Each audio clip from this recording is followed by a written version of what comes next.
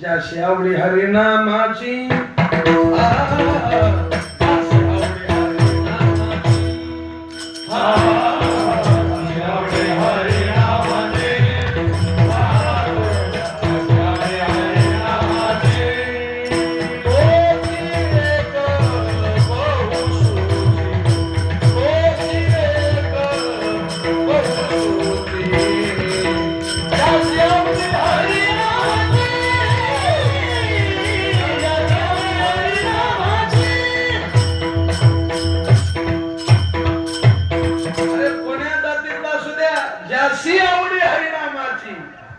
जातीनं चांभारे पण नामस्मरण करतो धन्य त्याची माता. जातीनं ब्राह्मण आहे पण कीर्तन आवडत नाही कासयाती रांड प्रसवली. मग ब्राह्मणाचे मी विरोधी नाही. आमचे गुरुजी चंद्रशेखर महाराज ब्राह्मणच ब्राह्मणाच्या विरोधात. पण ब्राह्मण असून जर वारकरी असेल तर तुका म्हणे श्रेष्ठ तिन्ही लोकी. आमचे जोग महाराज ब्राह्मण होते. दांडेकर मामा ब्राह्मण होते.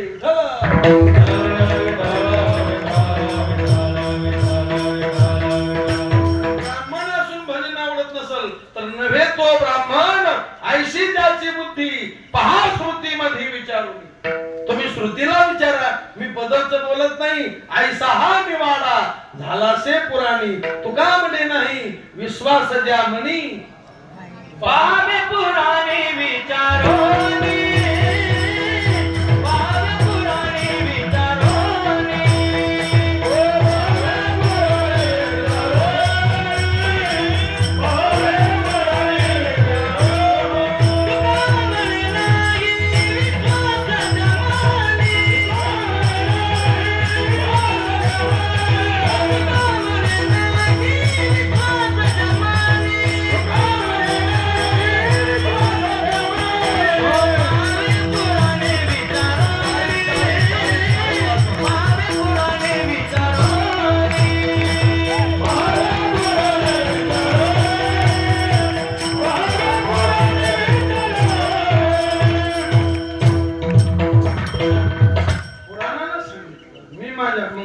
पवित्र कोण ज्याच्या धन्य लगी तोची एक.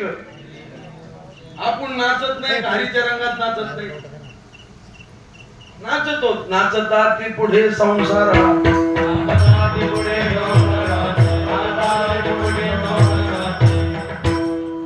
रंगलो नाही घारीच्या रंगात रंगलो. इंद्रियाचे आम्ही पांगिलो अंकित त्याचे रंगी चित्त रंगले.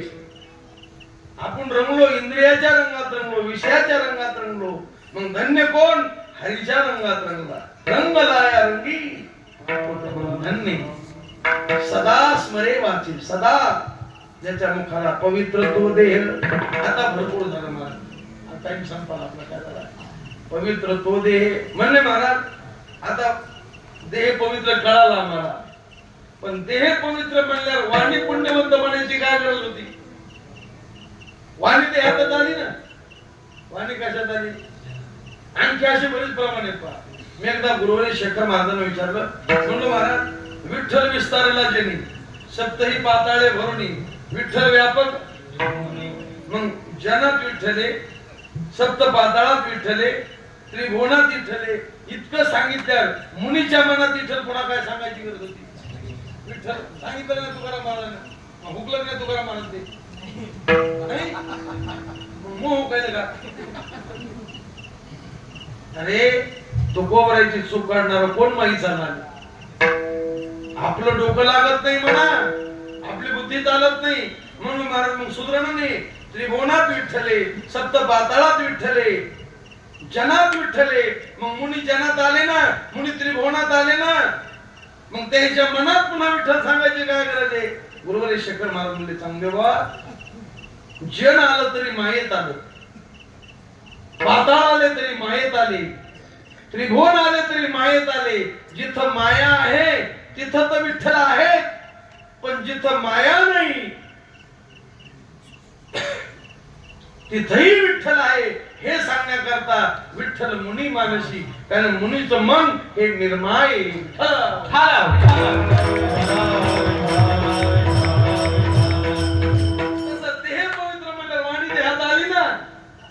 वाणी का म्हटले याचं कारण आहे देह तीन आहेत, स्थूल देह, सूक्ष्म देह आणि कारण देह. स्थूल देह मलमूत्रानं अपवित्र आहे, अहंकारानं अपवित्र आहे. सूक्ष्म देह विकारानं अपवित्र आहे आणि कारण देह अज्ञानानं अपवित्र आहे. पण महाराज म्हणतात ज्यांनी सतत भगवंताचं नाम घेतलं सोवळा तो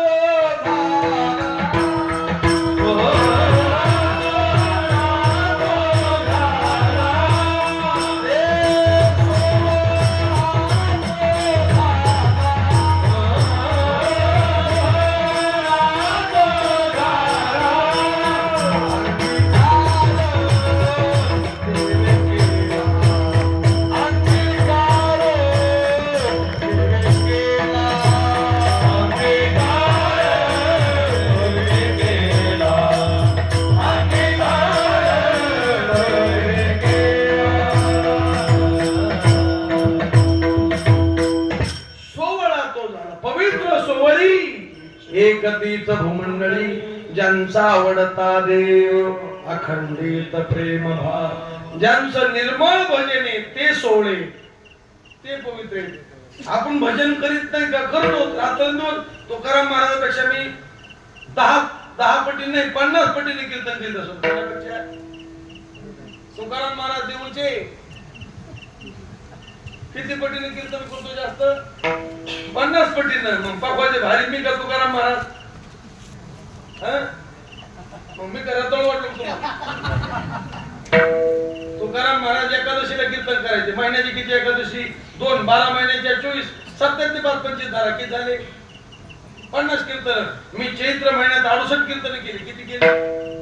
68. आणि 150 लोकांना म्हणून सुद्धा तारीख काय नाही एका महिन्यात. मग भारी मी का तुकाराम महाराज? अरे 68 नाही, एका महिन्यात 500 जरी कीर्तन केले तर तुकोबराच्या एका कीर्तनातला कोटीवा भाग आपल्याकडे. तुकोबराच्या एका कीर्तनातला लाखावा नाही, कोटीवा भाग बी आपल्याकडे नाही. त्यांचं कीर्तन देवासाठी होत. कोणासाठी होत? देवासाठी. आता आमचं कशासाठी तुम्हाला सांगितलं. तुम्हाला एक वर्म सांगितलं कीर्तनाचं, फक्त तुम्ही मला धरायचं नाही, नाही तर माझ्याकडूनच ऐकत आणि माझ्या डोक्यात हात होता. मुली सांगू का? सांगतो पण बोली आपली माझ्याकडे लावायचं. आता मला सोडून द्या. आता तुमची बोलीच झाली ना आपली, नाही तुम्ही सांगतच नाही. तुम्ही कोणता कीर्तनकार आला की सुरुवातीला तो काय म्हणतो, 4 निबर माणसांनी इथं बसायचं. कुठं? इथं. आणि कोणते कीर्तनकार आले आणि ते सुरुवातीला काय म्हणते, सेवेकरता घेतलेला आपण की तुम्ही त्याचं मनगड धरायचं आणि म्हणायचं ही जेवारी, त्याच्या हातात जेवारी द्यायची आणि इमानदारीने सांग कोणाच्या सेवे करता. फक्त मला सोडायचं. माझ्या हातात जेवारी देतो. तुमचे उपकार आहे, तुम्ही विचारित नाही.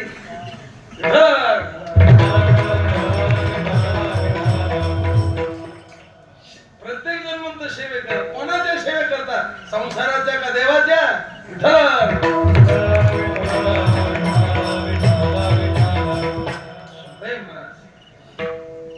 सोप नाही. भक्ती तो कठीण म्हणजे सोपी काऊन?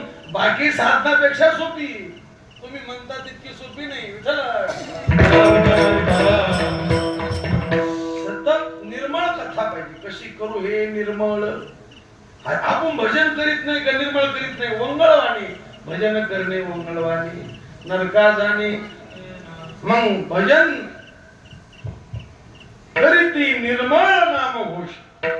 जिथं निर्मळ नाम घोष वशे तेथे देव सदा सर्व काळ. आणि असं निर्मळ भजने आणि निर्मळ कथा आहे. काय ताकद आहे? जळती दोषाचे डोंगर शुद्ध होती, गाती ऐकती सादर. हे पवित्र हरी कथा अपवित्र नाही. विठ्ठल मग नामानं देह पवित्र झाला. वाणी पुण्यवंत का? वाणी सूक्ष्म देहात येते. कशात येते?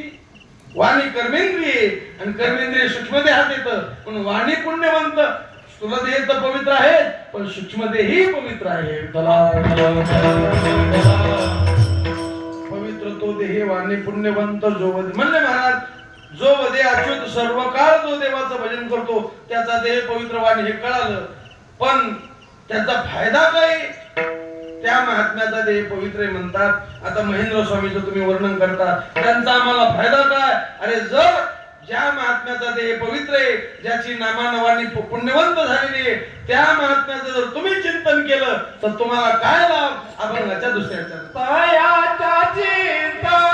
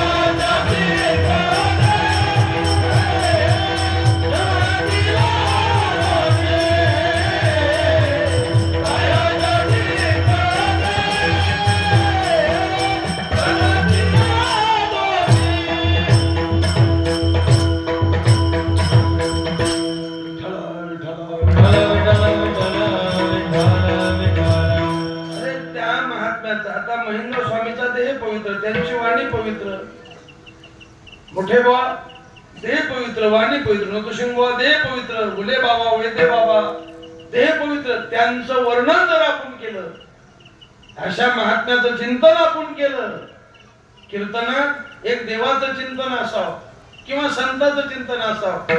कीर्तनात देवाचं चिंतन असावं, संतांचं असावं का पुढाऱ्याचं असावं? देवाचं आणि संतांचं. निंदा अथवा स्तुती करावी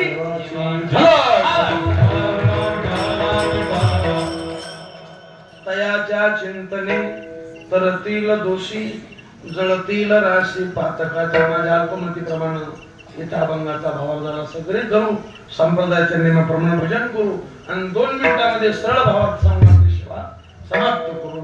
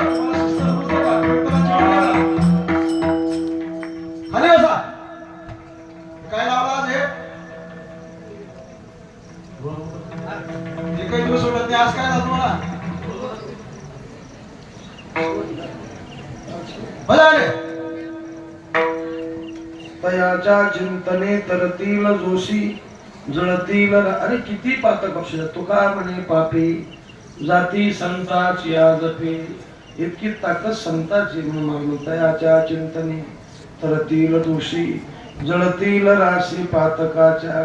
अरे काय संताचा महिमा आहे. म्हणले महाराज जीवा करता झाला त्याची दूध पण देवा करता काय संताचं महत्व आहे. अभंगाच्या पुढच्या चरणात देव इच्छे राजा देव इच्छे राजा देव इच्छे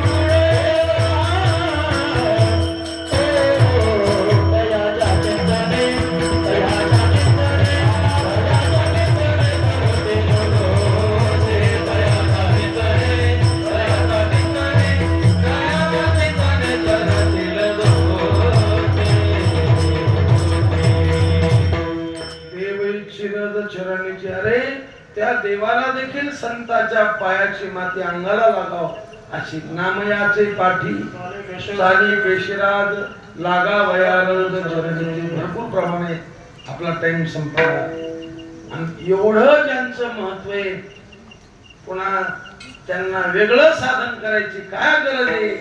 काय त्या उरले वेगळे अनेक वैकुंठ नायक दया कंठे ज्याच्या कंठात कंठी धरिला कृष्णमणी त्याला वेगळं साधन का हा एक अर्थ.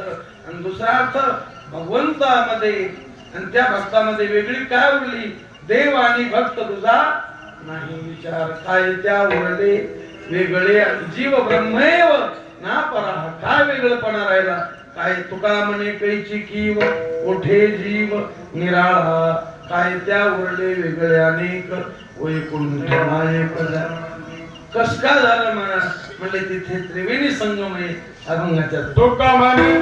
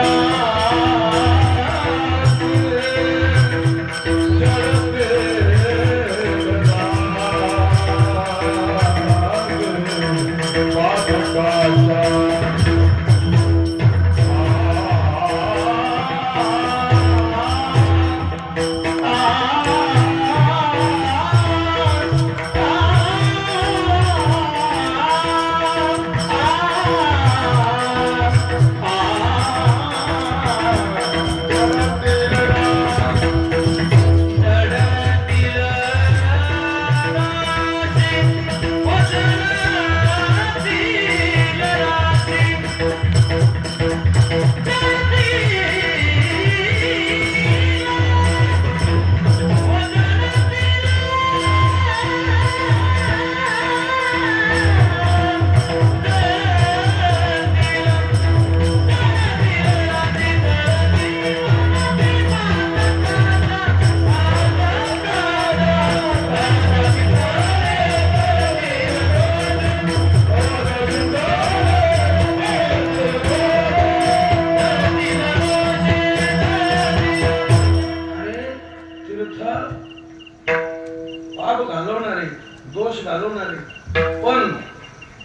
जयाचे नाव तीर्थराव, तीर्थाचे राजे, तीर्थाचे तीर्थ झाला तोच एक मोक्ष तीर्थे त्यांची इच्छा करती नित्य काळ. भाव सगळ्यात मोठं तीर्थ म्हणजे प्रयागराज, तीर्थाचा राजा. अरे प्रयागराजला एक त्रिवेणी संगम आहे, पण संताकडे दोन आहेत, एक देव आणि भक्ताचा संगम. तुका म्हणे देव भक्ता, आणि दुसरा त्रिवेणी राम कृष्ण हरी. या त्रिवेणी नामाचा का राम कृष्ण हरी त्रिवेणी, तेथे ओघनाम त्रिवेणीचा. तयाच्या चिंतने तरतील कृष्ण जळतील राशी पातकाच्या ज्ञानेश्वर.